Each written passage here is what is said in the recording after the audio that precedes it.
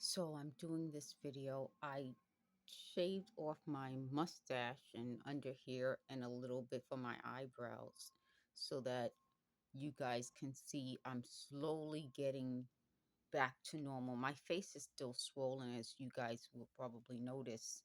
Let me just back up a little, but it's not swollen as much. So they wanted me to worry today. I'll tell you, I'm doing a new series. You notice how I've been trying to do series based on what they're talking about to kind of make sense of it all. So now I'm going to their worries, what they want me to worry about. They want me to worry about how I look again. They want me to worry about, I told you in the last video, if the book exists, which I know it does. So then they want me to worry about if I say something that isn't incorrect but sounds incorrect, is it incorrect? So, for example, if I say something like, the window is over here, they'll say, well, there's a window over there also. But yeah, but there's a window over here. Then they'll say, well, you said the window. But yes, the window is over here. That doesn't have anything to do with there being a window over here. So they would say, well, that's wrong. It isn't wrong. The window is over here. So that's how they would want me to worry. Am I saying the wrong thing? If there are two windows, then why would I say the for this window? That's what I'm saying. It's impossible that this was always happening to me. It's like when I watch the videos back and I make notes on it, I can remember how I felt in the moment when they were trying to confuse me. And I can also see how I would have spent hours arguing had I not known this was this system. So when they're talking about, well, why am I not responding? They got angry with me because I didn't correct them on something, which goes to show they're not the ones giving me ideas. This wasn't always happening, and that they're actual people. This isn't a computer. And they got really upset. So they wanted me to worry about if I'm saying the right thing instead of them worrying about if they're saying the right thing. And part of why that's a big deal for me is that these are the types of worries that if they were able to make this look like it's in my head, would make me look like I have a mental illness. So these worries to me match up with mental illnesses. Worrying, anxiety, stress. Um uh they had one where I was supposed to be a violent person, violence, um all of these types of mental illness symptoms. So they said when I was watching like some video that I had the same traits as the video was describing, meaning those traits are traits that they're trying to make it look like I have. And that's very important. The other big deal about that is that they said, well, how can I say this isn't happening the exact same way that is happening with me with other people? They're the ones who said it. They said they create a program that's personalized, which is why they need a personality assessment. So, in a way, that makes sense. When I've had comments from people who were like, no, they're reading our minds, they really are. It had to be personalized. So, that again is just based on not only what the people talking are saying, but on people's experiences. So, when they were saying that I was watching television and listening to my Walkman and I'm like nodding along, and it seems like I was agreeing with them, that's based on their personality, that they thought they just yelled. They thought they were getting me to agree with them when I was clearly doing something else. So you guys may notice that I have movie scenes and television scenes. I'm going to do uh True Blood, which is a show I really love. And I'm going to use scenes from that movie because that movie's about vampires. And I think these people are emotional vampires. Oh, excuse me, that show is about vampires. And I think these people are emotional vampires. The idea that people have to latch on and sort of drain other people to get ahead, it's hard to understand. And what I loved about the movie, not the movie, the television show True Blood, is that it helped regular people like me understand what a vampire is and how they had to fight their natural instinct to take advantage, which is something that is hard to see. Like, when you're looking at a television show, sometimes it's telling you something that you've never considered. Like, I would never consider that it would be hard for people who prey on other people to stop that, because that's so much a part of them and it's how they live. And that show is a good example of that. So I'm going to be going over that. The other thing I wanted to say about them is that whenever I'm doing something and they're making these horrible suggestions, and they were upset again, they were upset that I would sometimes listen to their suggestions, usually like something stupid, like they would say, pull your hair down a certain way, and I would tell you that's what they suggested, or something else. They were upset that I did it. Well, wasn't the whole program to make it seem like you were mind controlling me? So it's that sort of crazy making, where one minute you say one thing, next minute you say something else, next minute, that was supposed to be inside of me. So I was supposed to worry that I'm listening to them.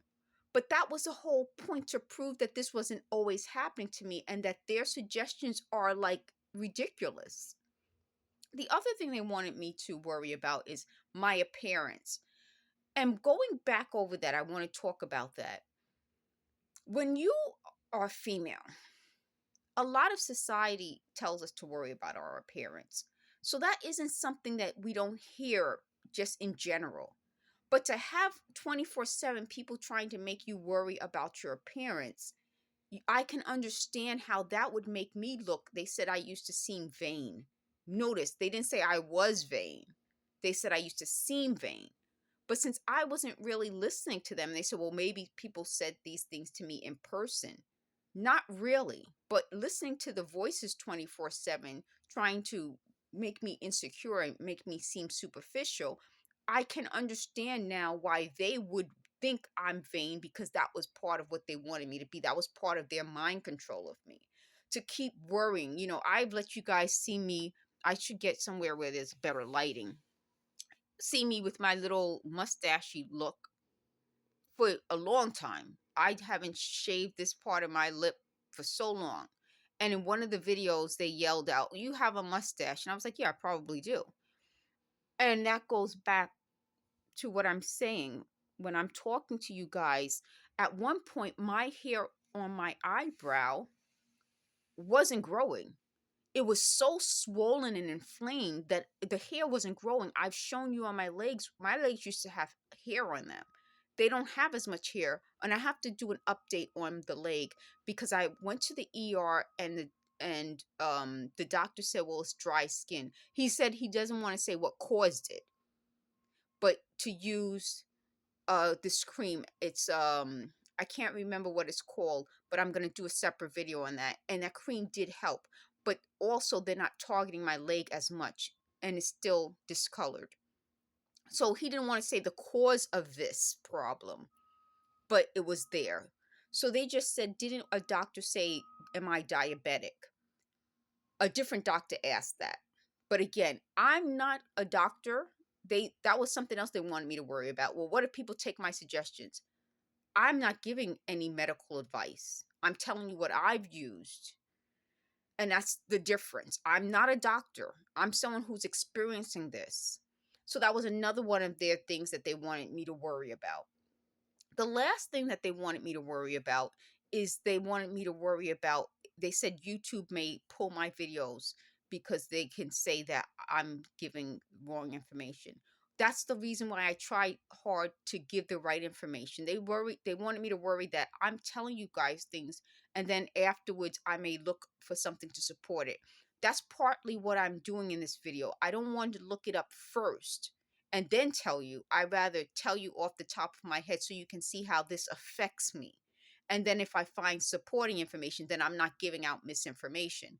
But if I had to worry about researching everything and then telling you, I would get more things wrong, because I would have to remember what I saw or read or looked up. I'm telling you my experience, which is so much different. So it's like, if I'm telling you, okay, my legs, I know they're hitting me with something. I had a blister, and I've shown you over the years how it progressed, and then something supports that. That's different than if I'm looking something up and saying, this is this. That's a completely different type of channel, one that I can't run. It's very hard to run this channel with them trying to worry me about everything. But it would be even harder for me to try to look it up, tell you guys, then match it to what I'm going through. It's better that this is not a doctor's channel. I'm not a doctor. I'm not giving out any medical advice. I'm just telling you things that I've been through, so that if you've been through something similar, you can point out my video as, this person's been through this. The last thing that they wanted me to worry about is, they just said something else, but they want me to worry about how you guys, how I seem to you. Again, that goes back to the worry of me trying to please people. Well, you might not be pleasing. Well, I shouldn't be pleasing. I think having gone and still going through this experience means that they are, in essence, saying, this is happening to me. They're confirming it. I'm saying this is happening to me. People watching this can see something happened to me. If you've seen my videos through, the time I started in 2019 till now, then you know something's been happening. You've heard the sounds, you've heard the noises. You notice I don't have the thing over my head right now. When I have it over my head, I don't yell as much because I'm not yelling over their sounds. And also, you hear different sounds that you wouldn't hear when I have the cardboard, or sometimes I put something else over, so that I don't have to feel like I'm yelling over their sounds and noises. So I would think, just logically, if I'm watching a video of someone who's going through this, that would not be the person who I would say is experiencing the world without this. So this affects how I experience the world. So when I'm showing you proof about things, it's also helping me because it's confirming my experience of the world, which means they're fair. And I'm going to wrap it up with this. Why they're doing this is because they're driven by fear. Their fear is that I will then not be, I was just trying not to be discredited, meaning I'm just trying to make sure they can't discredit me. Their fear is that then I will become more knowledgeable to the point where I would be considered a doctor. I mean, that's like, I've never heard of that fear before, but that's their fear. That if I become so knowledgeable in this, then I will become sort of, they keep using the word expert or authority. I could never be. I'm trying to logically look at this situation, but there is so much of their emotion in this that there's no way to logically explain to people that if you're doing this to discredit me, I will never be seen as an authority because you have entered my life in this way, and it's meant to discredit. Even if I'm not discredited, I can no longer be seen as an authority because I have been so affected by this that your concern, your worry, your feeling of fear isn't rational, which means they are irrational. Thank you for watching.